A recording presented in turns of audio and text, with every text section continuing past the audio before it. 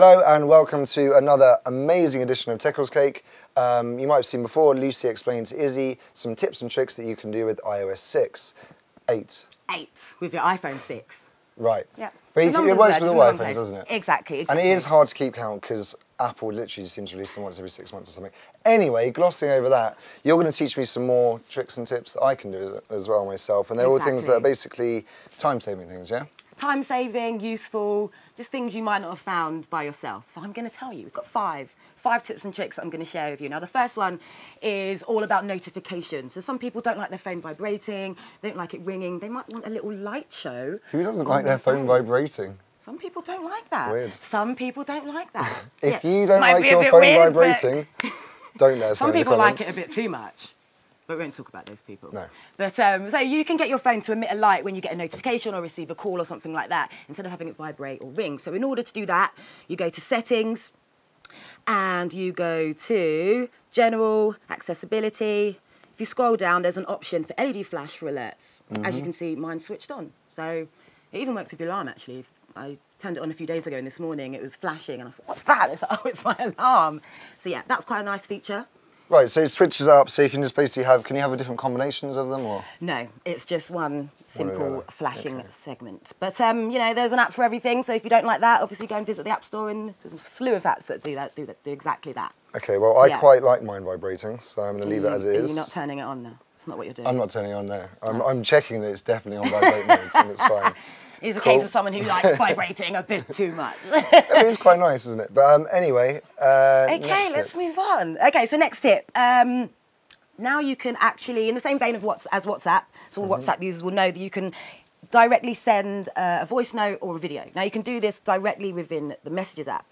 But some people, you know, not me, maybe not you, they send questionable, dodgy content. You want that content to erase quite quickly. You don't want to go through your camera and be like, oh, that picture, that shouldn't be there. Yeah. So if you go into Settings, there's an option that allows these messages to auto-delete after 2 minutes, but that's the only option, or you can get them to stay forever. So it's kind of like a Snapchat sort of inbuilt in the phone? Absolutely. They've kind of borrowed that feature from Snapchat there. And to turn that on, all you need to do is go to Settings, Messages, and at the bottom you've got that option to set it for 2 minutes or forever.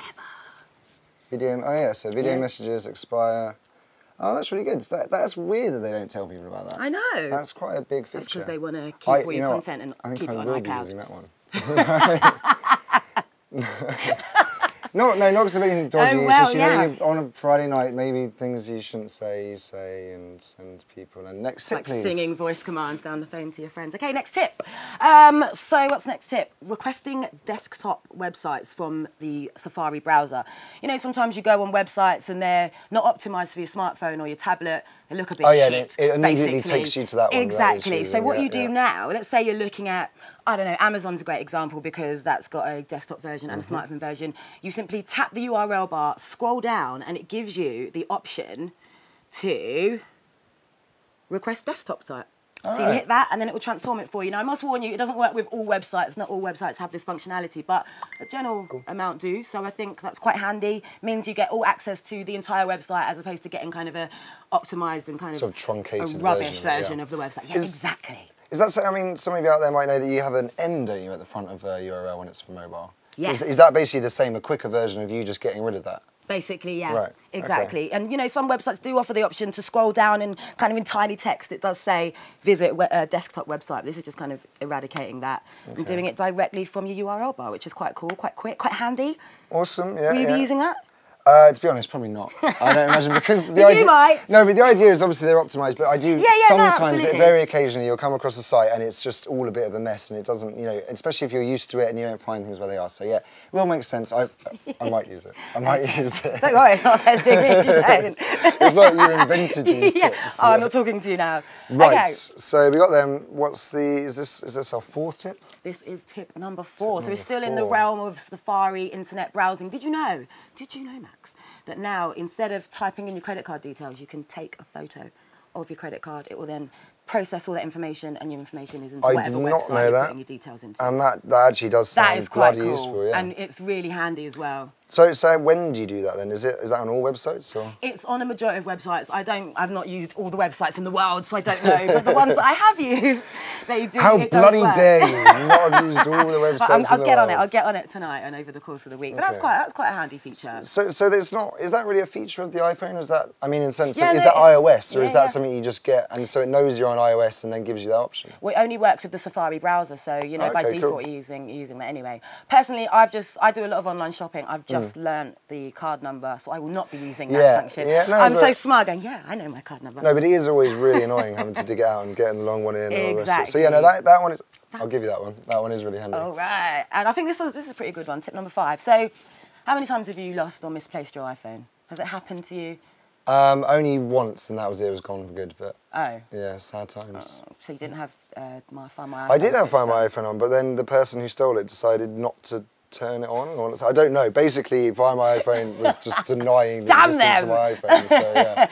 Okay, well, a new feature that's been introduced into the Find My iPhone or iPad functionality is that when your smartphone loses battery or you can't find it and it's got no reception, it will, when it's at a critically low level or when it realises it's not got any signal, it sends your last location to Apple. So if your phone's dead... Which is like this dying gasp. It's I'm here, save me!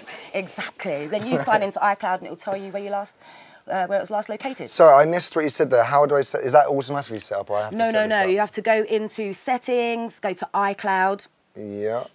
And then at the bottom, Find My iPhone, and then right at the bottom, you'll see Send Last Location. Switch that on.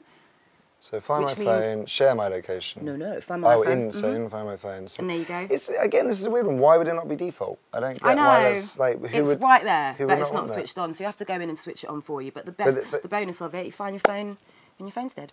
I mean, it's sad that they're so functional with their names. Send Last Location. It should just be called Death Knell or something. I wish you could customise and change it because that would be quite cool. Death Knell. Death Knell. So yeah, if you want to turn on your Death Knell, easy. Go into Settings, iCloud, Find My iPhone, Death Knell. That's not what it's called, by the way. So don't look out for that. No, genuinely, that is really good. So thank you very much for sharing these tips with me. You are welcome. If any of you guys have got any other tips that we haven't covered or that, things that maybe you've discovered and you're not sure if anyone else knows about, then do let us know in the comments below. Be sure to subscribe so you can see future videos from us guys. And I'm going to have a fondant fancy.